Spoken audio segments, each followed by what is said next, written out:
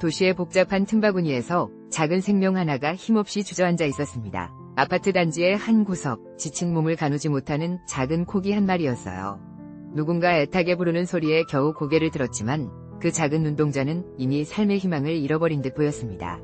그날 자매는 이 아이를 발견하고 한순간도 망설이지 않았어요. 도와주세요. 라는 외침과 함께 그들의 구조 요청은 세상에 희망을 전하는 첫 신호가 되었습니다. 가까이 다가가 보니 댕댕이의 상태는 생각보다 훨씬 심각했습니다. 숨은 헐떡이고 앙상하게 마른 몸에 눈곱으로 뒤덮인 눈은 제대로 뜨지도 못하고 있었어요. 혹시나 하는 마음에 살펴보니 온몸은 상처투성이었고 개미들까지 상처 위를 기어다니고 있었죠. 누군가 키우다 버린 듯한 흔적들. 어쩌면 녀석은 병에 걸려 버려진 건 아닐까 모두가 불안에 떨었습니다. 그때 한 청년이 조심스럽게 다가와 속삭였어요. 괜찮아. 꼭 버텨야 해.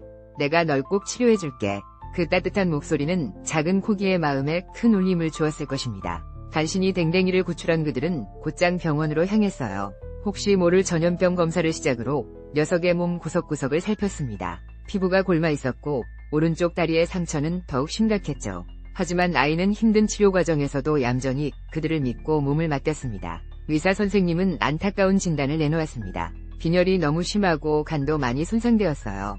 간성 복수 환경은 생존율이 10%도 안 됩니다. 절망적인 말이었지만 그들은 절대 포기하지 않았습니다. 너는 반드시 살아야 해. 우리는 너를 절대 포기하지 않아. 그들은 매일 알부민을 보충하며 코기의 작은 생명을 지키기 위해 필사적으로 노력했어요.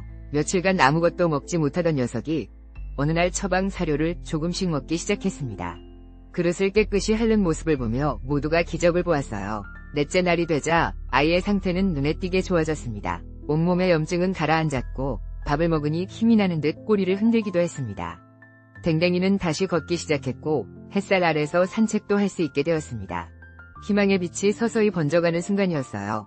하지만 녀석이 머물던 곳은 수많은 유기견들이 함께하는 보호소였습니다. 부족한 인력과 여건 탓에 입원 치료 대신 보호소에서 치료를 이어가야 했어요. 그들은 매일 병원에서 약을 타오고 직접 수액을 놓아가며 극진히 보살폈습니다. 비록 환경은 열악했지만 아이를 살리고자 하는 마음은 병원 치료와 다를 바 없었습니다. 그들의 헌신적인 사랑과 노력 덕분에 코기는 점점 더 활발해졌습니다.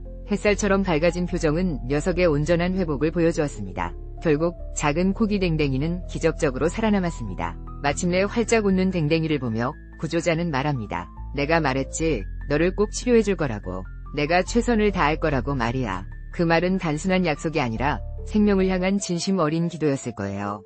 이제 녀석에게는 남은 생애 동안 행복할 권리가 주어졌습니다. 모든 생명은 소중합니다. 버려진 아이들에게 기적을 선물하고 희망을 불어넣는 모든 분들의 숭고한 희생이 오늘도 이 작은 기적을 만들고 있습니다.